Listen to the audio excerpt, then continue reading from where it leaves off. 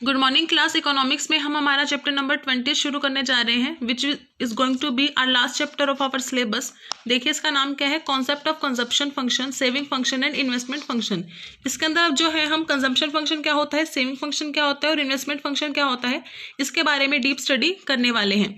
सबसे पहले consumption function की बात करते हैं। कंजप्शन फंक्शन को हम क्या कहते हैं, फंडामेंटल साइकोलॉजिकल लॉ भी कहते हैं। इसके अंदर होता क्या है, जैसे जैसे हमारी इनकम इंक्रीज होती है हमारी कंजम्पशन भी इंक्रीज होती है, और जैसे जैसे हमारी इनकम डिक्रीज होती है हमारी कंजम्पशन भी क्या है, डिक्रीज होना शुरू हो जाती है। तो चलिए देखते हैं इस कंजम्पशन फंक्शन होता क्या है। According to Keynes, consumption is mainly affected by income of consumer. देखिए कंजम्पशन जो है हमेशा क्या है, इनकम, कंज्यूमर की इनकम से अफेक्ट होता है।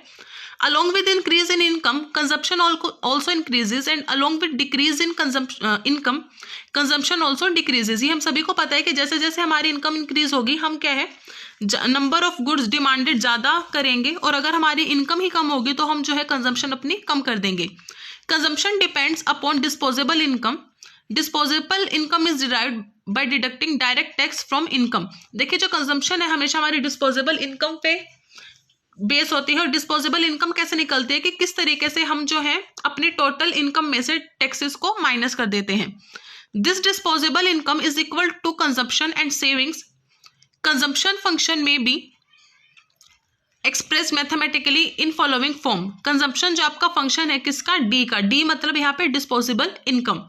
If consumption function is a linear straight line then C is equal to A plus B Y D. A जो है क्या है आपका यहाँ पे कंजम्पशन है, और जो बी है वो क्या है आपकी मार्जिनल प्रोपेंसिटी है, मतलब आपकी जो डिस्पोजेबल इनकम है वो किस तरीके से चेंज होती है। और स्लोप ऑफ कंजम्पशन फंक्शन और B is equal to change in consumption divide by change in disposable income. देखिए change in consumption due to change in disposable income is called marginal propensity to consume. जब हम according to our disposable income हमारी consumption को change करते हैं तो हम उसे क्या कहते हैं कि हमारी जो मार्जिनल प्रोपेंसिटी है कंज्यूम करने की वो एग्जैक्टली ये है। Figure 22.2a represent a straight line consumption function. देखिए जो हमारी ये फिगर है ये एक स्ट्रेट लाइन कंजम्पशन फंक्शन दिखा रही है। It shows that consumption expenditure varies with the changes in disposable income. ये क्या दिखा रहा है कि जैसे जैसे हमारी डिस्पोजेबल इनकम चेंज हो रही है हमारी कंजप्शन भी क्या हो रही है, चेंज हो रही है। This figure shows relationship between income and consumption. The other determinants of consumption like wealth, earlier income, distribution of income, tax rate etcetera remain constant. सिर्फ क्या होता है इसमें, हमारी कंजम्पशन और हमारी डिस्पोजेबल इनकम चेंज होती है। जो रेस्ट ऑफ द फैक्टर्स हैं जैसे कि इनकम है, टैक्स रेट है, डिस्ट्रीब्यूशन है इनकम का, वो चेंज नहीं होते। In figure, C is equal to A plus BYD is a straight line linear consumption function. 45-degree line is a equal proportion time or aggregate supply line. This line represent the total income is equal to consumption expenditure and saving. Also Y is equal to CS. देखिए ये जो curve आपका इसमें जो 45 degree की ये angle बन रहा है ये क्या शो कर रहा है, वो लेवल जहाँ पे आपकी जो एक्सपेंडिचर और सेविंग है वो इक्वल है। ठीक है, आगे देखिए consumption function shows that zero level of income the consumer consume 100 unit. ये जो कंजम्पशन फंक्शन है वो क्या शो कर रहा है, जब हमारा जीरो लेवल था तब एक जो कस्टमर है वो 100 यूनिट यूज कर रहा है।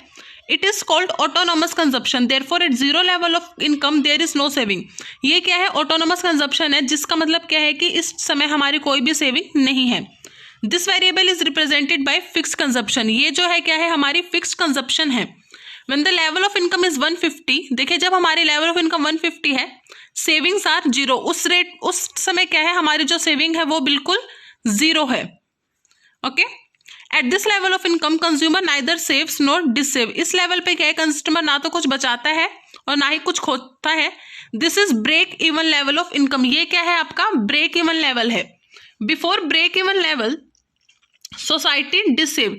इस ब्रेक इवन पॉइंट के पहले तो जो है सोसाइटी कुछ भी नहीं बचाती है, और उसके बाद जो है सोसाइटी कुछ धीरे धीरे बचाना शुरू कर देती है, और इस लेवल पे जो है इनकम है सोसाइटी की वो कम होती है उसकी कंजम्पशन से। ठीक है, तो ओवरऑल क्या है कंजम्पशन फंक्शन में, इसके थ्रू क्या बताना चाहता है कंजम्पशन फंक्शन के, देखिए एक लेवल ऐसा होता है जीरो जहाँ पे क्या है आपकी ऑटोनोमस कंजम्पशन होती है, मतलब वहाँ पे क्या है, आप कुछ भी सेव नहीं करते। उसके बाद क्या है, धीरे धीरे एक ऐसा लेवल आता है जहाँ पे आपकी इनकम तो 150 होती है बट आप सेव उस वक्त भी कुछ नहीं कर रहे। जहाँ पे ये दोनों पॉइंट मिलते हैं वो क्या है, आपका ब्रेक इवन पॉइंट होता है। ब्रेक इवन पॉइंट के पहले जो है सोसाइटी कुछ भी सेव नहीं करती, बट ब्रेक इवन पॉइंट के बाद सोसाइटी कुछ एक अमाउंट जो है अपनी सेव करना शुरू कर देती है। आगे देखिए, average propensity to consume. Average propensity to consume explain relationship between total income and total consumption. जो एवरेज प्रोपेंसिटी है कंज्यूम करने की, वो क्या करती है, रिलेशन बताती है किसके बीच में, आपके टोटल इनकम और टोटल कंजप्शन के बीच में। It is a proportion of consumption to a specific level of income. ये क्या है आपका, कि आप लेवल इनकम के किस लेवल तक जो है कंज्यूम कर सकते हैं। Average propensity to consume is equal to C divide by Y, मतलब total consumption divide by total income. If we divide total consumption by total income then we get APC. जब हम जो है टोटल कंजप्शन को total income से divide करते हैं तब हमें क्या मिलता है, एवरेज प्रोपेंसिटी टू कंज्यूम मिलता है। APC changes along with change in various level of income. जो आपके एपीसी है वो आपके लेवल ऑफ इनकम के अकॉर्डिंग चेंज होती रहती है। We can understand average propensity to consume through a table. हम जो है इसे एक टेबल के थ्रू समझ सकते हैं। It is clear from the table that at different level of income the value of APC changes. इस जो टेबल से हम ये समझ सकते हैं कि अलग अलग लेवल पे इनकम के आपके जो एपीसी है वो चेंज होती रहती है। As income increases value of APC decreases. जैसे जैसे आपकी इनकम इंक्रीज होती है, आपकी जो वैल्यू है एपीसी की वो क्या है, डिक्रीज होना शुरू हो जाती है। The reason is that the APC is the ratio of consumption expenditure to any particular level of income. इसका रीजन क्या है, जो आपकी एपीसी है वो क्या है, रेशियो है आपके कंजम्पशन एक्सपेंडिचर का आपकी इनकम के साथ। देखिए इस टेबल को, जब आपके लेवल ऑफ इनकम 0 थी और लेवल ऑफ कंजम्पशन 100 था, तो जो आपकी एपीसी है वो क्या है, इनफाइनाइट है, हम उसे मेजर ही नहीं कर सकते। बट जब आपकी इनकम 100 हुई, आपकी कंजम्पशन 150 हुई, तो उस केस में आपका एपीसी क्या है, 1.5 है। और आपकी जो मार्जिनल प्रोपेंसिटी है, मतलब कितना चेंज हुआ कंजम्पशन में डिवाइड बाय टोटल इनकम, वो क्या है आपका 0.5 है। अब आगे देखिए, जैसे ही 200 हुई, लेवल ऑफ कंजम्पशन भी 200 हुआ, तो आपका जो एवरेज प्रोपेंसिटी है वो 1 हुआ। और इसके अलावा जो आपका लेवल ऑफ कंजम्पशन में कितना चेंज हुआ है, 200 माइनस 150, 50 का चेंज हुआ है। आपकी जो मार्जिनल है वो इसमें भी क्या है, सेम है।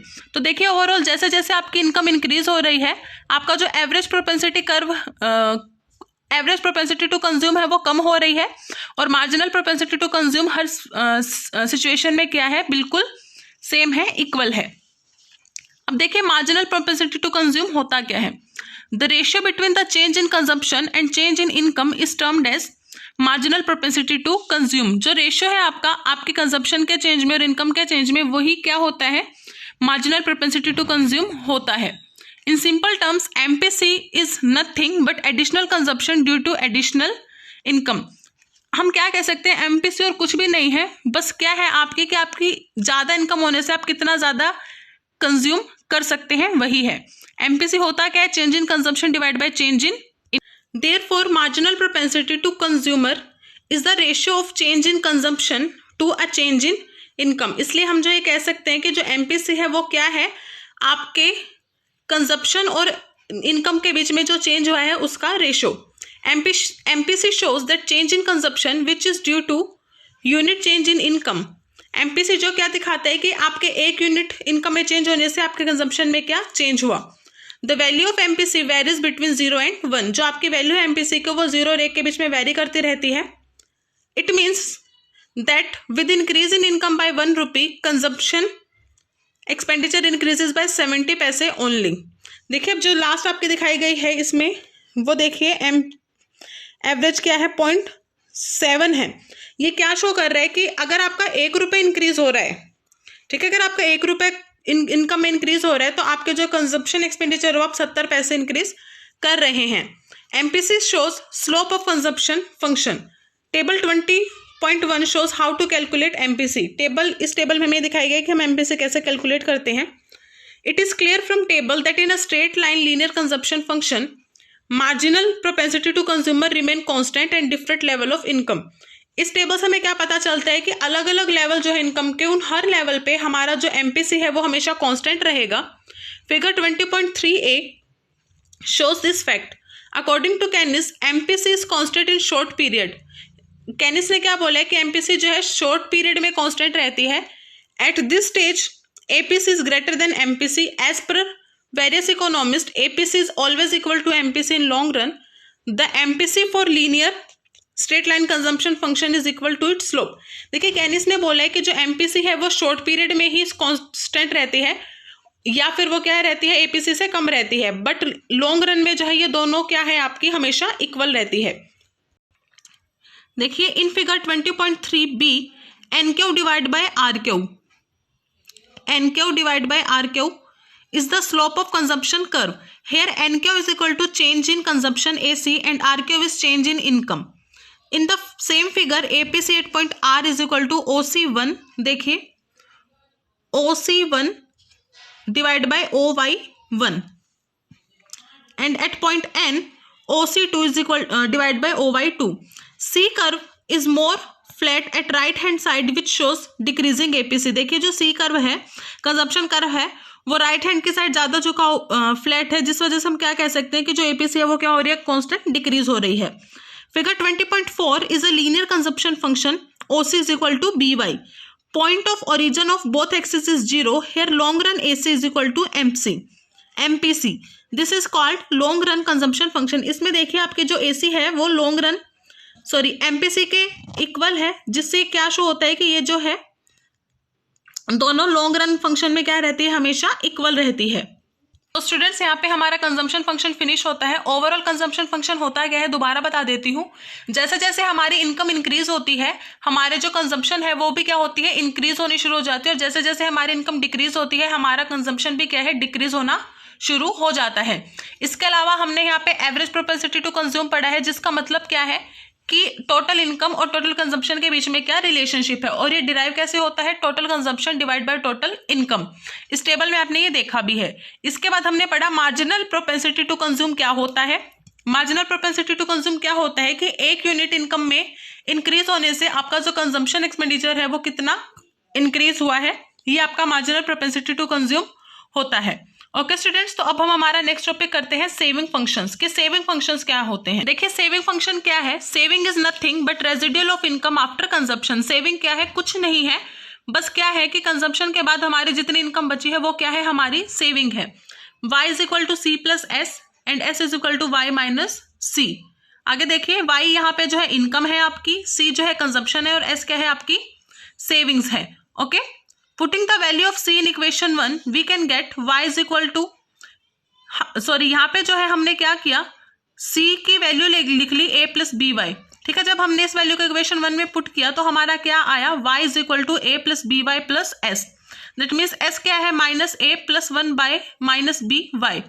Therefore mathematical form of saving function is s is equal to minus a plus 1 minus B Y. मतलब क्या है कि आपकी जो इनकम है उसमें से आपने कंजप्शन पे जो खर्च कर दिया उसके बाद जो भी बचा है आपका वो क्या है आपकी सेविंग्स है।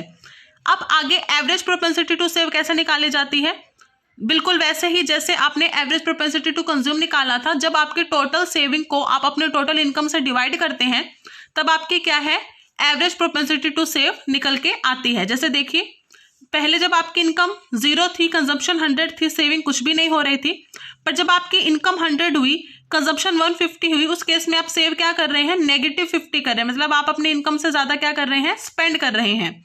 उसके बाद जब आपकी इनकम 200 हुई कंजप्शन 200 हुई, उस केस में आपकी सेविंग क्या है उस केस में भी आपकी क्या है जब 200 प्लस 50 माइनस 50 जब होगा तो वो भी 0 आएगा। उसके बाद जब 300 हुई आपकी इनकम और आपकी कंजप्शन 250 हुई, उस केस में क्या है आपकी पॉजिटिव 50 सेविंग हुई। ठीक है, so we know that y is equal to C plus S. We divide by y to whole equation y by y is equal to C by y plus s by y is equal to 1।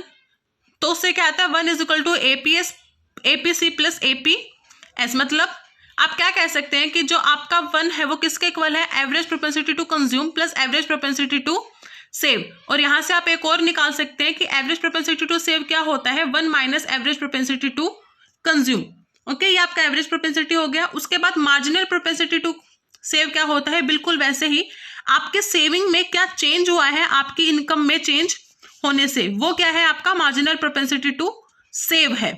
ठीक है, देखिए derive कैसे होता है, MPS is equal to change in saving divide by change in income. इसमें भी हम क्या है ये कर सकते हैं, अगर हम कंप्लीट इक्वेशन को y से डिवाइड करें तो हमारे पास क्या निकल के आता है, 1 is equal to MPC plus MPS. और आप यहां से एक और डिराइव कर सकते हैं कि जब आप 1 minus marginal propensity to consume करते हैं, आप मार्जिनल प्रोपेंसिटी टू सेव निकाल सकते हैं। देखिए इस टेबल में, जब आपकी टोटल इनकम 0 थी, कंजम्पशन 100 था, सेविंग 0 थी, जब 100 हुई तो उस केस में -50 हो गई सेविंग, क्योंकि आपकी कंजम्पशन 150 थी, तो मार्जिनल प्रोपेंसिटी टू सेव क्या हुआ, -50/100.5। जब 200 हुई, आपकी इनकम और कंजम्पशन भी 200 हुई, तो आपका जो चेंज हुआ कंजम्पशन में वो क्या हुआ, 0 हुआ, क्योंकि पहले -50 था, +50 हो गया, 0 हो गया। बट जो एमपीएस है वो क्या रहेगा, 50/100.5 रहेगा। दैट मीन्स आपकी इनकम और कंजम्पशन में कोई भी चेंज हो, आपकी जो मार्जिनल प्रोपेंसिटी टू सेव है वो हमेशा क्या रहेगी, इक्वल ही रहेगी। ठीक है, तो ये हमारा सेविंग फंक्शन था। दोबारा बता देती हूँ सेविंग फंक्शन क्या होता है स्टूडेंट। सेविंग फंक्शन का मतलब क्या होता है या सेविंग क्या होती है, जब आप अपनी इनकम में से अपने कंजप्शन के लिए एक्सपेंडिचर कर लेते हैं तो जो बाकी की इनकम आपकी बच जाती है वही आपकी क्या होती है, सेविंग होती है। ये इक्वेशन सभी को याद होती है, y is equal to C plus S, जहाँ पे y जो है आपकी इनकम को डिनोट करता है, c आपकी कंजम्पशन को डिनोट करता है और s आपके सेविंग को डिनोट करता है। इसके अलावा हमने यहाँ पे एवरेज प्रोपेंसिटी टू सेव पढ़ा, वो बिल्कुल उसी तरीके से कैलकुलेट होता है जैसे आपका average propensity to consume calculate होता है। और उसके बाद हमने यहाँ पे मार्जिनल प्रोपेंसिटी टू सेव पढ़ा, जो आपका एग्जैक्टली उसी तरीके से कैलकुलेट किया जाता है जैसे आप अपना marginal propensity to consume calculate करते हैं। Okay students, I am going to wind up my session. कल के सेशन में हम डिस्कस करेंगे कि इन्वेस्टमेंट फंक्शन आपका क्या होता है। Okay students, I am going to wind up my session. Thank you, have a nice day.